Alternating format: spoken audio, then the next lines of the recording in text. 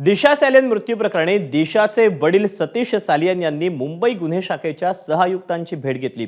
यावेळेला त्यांनी आदित्य ठाकरे यांच्यासह अन्य काही जणांविरोधात गुन्हा दाखल करण्याची मागणी केली। मात्र त्यानंतर पत्रकारांशी बोलताना सतीश सालियन यांच्या वकिलांनी आदित्य ठाकरेंवर गंभीर आरोप केले। आदित्य ठाकरेंचा संबंध थेट ड्रग्स रॅकेटशी जोडला। हे आरोप नेमके काय होते? दिशा सालियन प्रकरणाला लागलेलं नवं वळण नेमकं काय आहे? याचा आढावा घेणारा हा स्पेशल रिपोर्ट पाहूया।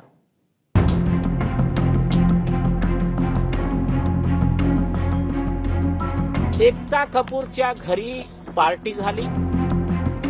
त्या पार्टीमध्ये परमवीर सिंग, सुशांत, दिशा, आदित्य ठाकरे, उद्धव ठाकरे ने अपने सीएम की पोस्ट का पूरा दुरुपयोग किया। दिशा सालियन मृत्यू प्रकरणात सातत्यानं घेतलं जाणारं नाव म्हणजेच आदित्य ठाकरे। याच दरम्यान दिशाच्या वडिलांच्या वकिलांनी आणखी एक आरोप केला। आदित्य ठाकरे ड्रग्स सिंडिकेटचा भाग असल्याचा त्यांचा आरोप आहे। इन्वेस्टिगेशन पेपर की बात कर रहा हूं मैं, नारकोटिक्स कंट्रोल ब्यूरो के इन्वेस्टिगेशन में यह पाया गया आदित्य ठाकरे ड्रग्स के बिजनेस में इन्वॉल्व है। अभी इसका वो जवाब दे कि सरकार जवाब दे कि जब आदित्य ठाकरे का ड्रग्स के बिजनेस में इन्वॉल्वमेंट आया तो समीर वानखेड़े साहब हो या नारकोटिक्स के और अधिकारी हो, उनको आदित्य ठाकरे को अरेस्ट करने से या उस पर कार्रवाई करने से किसने रोका? 8 जून 2020 ला अभिनेता सुशांत सिंग राजपूतची मॅनेजर दिशा सालियनचा संशयास्पद मृत्यू झाला। मात्र त्याआधी एक दिवस एकता कपूरच्या घरी पार्टी झाली। त्या पार्टीत मुंबईचे तत्कालीन पोलीस आयुक्त परमवीर सिंग, सुशांत सिंग आणि आदित्य ठाकरे ही उपस्थित असल्याचा दावा निलेश ओझांनी केला। सुधीर होरा के केस लॉ के हिसाब से यही एफआईआर है। आरोपी आदित्य ठाकरे, डीनू मौर्या, सूरज पंचोली, उनके बॉडीगार्ड परमवीर सिंह, सचिन वाझे, रिया चक्रवर्ती, ये सब लोग इसमें आरोपी है हमारे पास। केवळ आदित्य ठाकरेच नाही तर डिनो मोरिया, सूरज पांचोली, त्याचे बॉडीगार्ड, रिया चक्रवर्ती, परमवीर सिंग, सचिन वाझे या सर्वांना आरोपीच्या पिंजऱ्यात उभं करण्यात आलंय।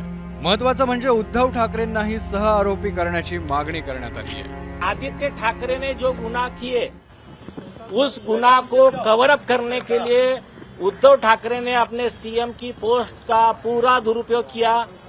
उनके गैंग के ही ये सचिन वाजे थे। सचिन वाजे को ख्वाजा यूनुस के मर्डर केस में, कस्टडी मर्डर में हाई कोर्ट ने जेल में भी भेजा था और सस्पेंड किया था 2004 में।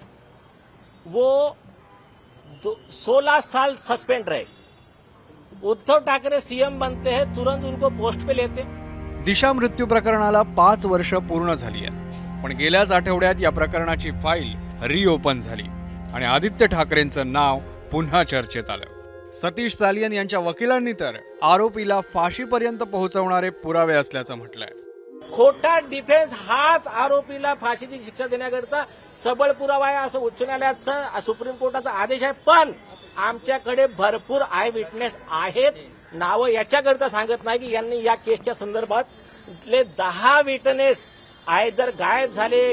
दिशाचे वडील सतीश सालियन आणि त्यांचे वकील निलेश ओझा यांनी आज मुंबई गुन्हे शाखेच्या सह आयुक्तांची भेट घेतली आणि कुणाला आरोपी करायचं यांची यादीच दिली। त्यानंतर ते माध्यमांसमोर आले। मात्र माध्यमांसमोर निलेश ओझा बाजू मांडताना दिशाच्या वडिलांची देहबोली मात्र काहीशी वेगळी दिसली। दरम्यान या सगळ्या आरोपांवर आदित्य ठाकरेंनी काय प्रतिक्रिया दिली आहे तुम्हीच ऐका। दिशा सालियनच्या वकिलांनी मोठे आरोप केलेले आहेत का? त्यांना करत राहू दे ना, मला त्याच्यात काही बोलायचं नाही। आदित्य ठाकरेंचे नाही तर उद्धव ठाकरेंचेही पुरावे आमच्याकडे आहेत। त्यांना बोलायचे बोलत राहू दे। कारण नसताना दर वर्षांनी 6 महिन्यांनी त्याला ऊत आणायचा, नंतर बदनामी करायची। पण जे चुकीचं आहे, जे आजूबाजूचं काय चुकीचं घडतंय ते म्हणायचं नाही का? तर तो आहे। आणि माझं म्हणणं आहे त्या खरंच बेटीला न्याय मिळाला पाहिजे। राणे पिता पुत्र असोत किंवा शिवसेना आणि महायुतीतील इतर नेते, या सगळ्यांनी दिशा सालियन प्रकरणात आदित्य ठाकरेंना नेहमीच टार्गेट केलंय। पण दिशाचा मृत्यू कसा झाला तो अपघात होता की घातपात? आदित्य ठाकरे खरंच त्या ठिकाणी होते का? या प्रश्नांची उत्तरं अजून तरी अनुत्तरितच आहे. त्यामुळे आता 5 वर्षांनी पुन्हा उघडलेली दिशा केसची ही फाईल या प्रश्नांची उत्तरं देऊन बंद होणार का, की त्याचा केवळ राजकीय वापर होणार, हे पाहावं लागेल. अमेय राणेसह ब्युरो रिपोर्ट, एबीपी माझा.